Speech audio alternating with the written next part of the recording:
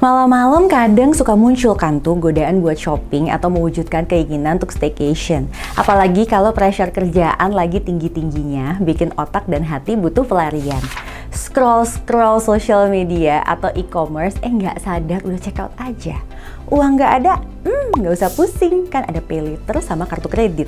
Pas akhir bulan muncullah tagihan, bersamaan kebutuhan mendesak yang lain. Bingung deh tuh, jadi cuma bisa bayar cicilan minimal kan? Keterusan taunya numpuk, macet deh kreditnya. Mau pinjem ke temen, bingung, siapa lagi ya yang mau ngasih pinjaman? Nah lo. Halo Zep Friends, apa kabar? Pusing mikirin cicilan atau utang atau capek ngingetin keluarga atau teman buat bayar utang? Nanti bisa di-share ya video ini ke mereka.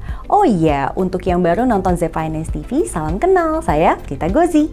Beberapa orang banyak yang menyalahkan penggunaan media sosial bikin boros dan mendorong kita jadi berutang. Apalagi sekarang dengan kemudahan untuk penggunaan fitur paylater dari dompet digital, gak jarang pula udah macet bayar di aplikasi yang satu, malah ngajuin di aplikasi yang lain.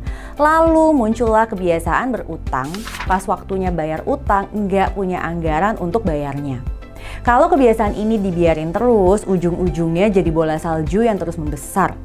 Ingat loh Zep Friends, utang itu hukumnya wajib dibayar.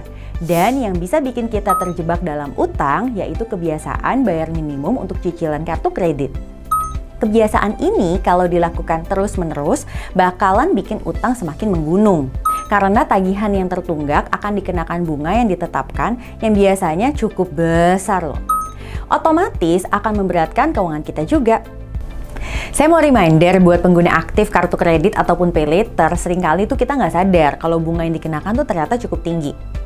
Misal punya utang 1 juta, kalau kena bunga 2% maka ada tambahan 20 ribuan di cicilan kita. Bila kita tidak melunasi sebelum jatuh tempo, maka akan dikenakan bunga sebesar 2% dari besar tunggakan tadi loh. Semisal nggak dibayarkan lagi di bulan berikutnya, maka akan kembali dikenakan bunga 2% terhadap tunggakan, plus bunga sebelumnya. Nah, kalau terus dibiarin, bunga tersebut akan terus menggunung loh.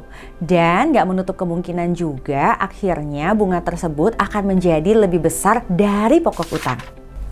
Dan kalau bicara soal paylater, sayangnya nggak sedikit nih Gen Z yang memanfaatkan fitur ini hingga akhirnya gagal bayar. Ya oke aja sih kalau mereka kemudian bisa bayar dan stop nggak pakai lagi. Tapi gimana kalau malah ngambil paylater dari aplikasi yang lain lagi? Agak miris ya kalau di usia mereka udah mulai kebiasaan berutang sana-sini. Untuk itu para Gen Z, yuk sering-sering nonton Zep Finance TV biar tahu gimana cara ngelola keuangan dan investasi yang baik. Kalaupun butuh pakai paylater atau pinjaman online, cari tahu dulu, baca yang benar, terms and conditionnya ya. Oh iya, satu lagi yang sering dilupain, belajar bedain kebutuhan dan keinginan. Gak mau dong kamu-kamu yang Gen Z yang lagi berjuang cari kerja, pas udah interview taunya nggak keterima kerja, gara-gara ketahuan punya rekam jejak kredit macet. Nah, buat yang masih punya utang, apalagi yang sifatnya konsumtif, segera dilunasi ya. Jadikan pelunasan utang ini prioritas. Dan buat yang diutangin, sabar-sabar ya, orang sabar disayang Tuhan. Sampai di sini dulu Zep Friends. Sebagai penutup saya mau kasih pantun minta cakepnya ya. Menatap langit bertabur bintang, ditemani kunang-kunang. Ayo jangan lupa lunasin utang biar hidup jadi lebih tenang. Bye!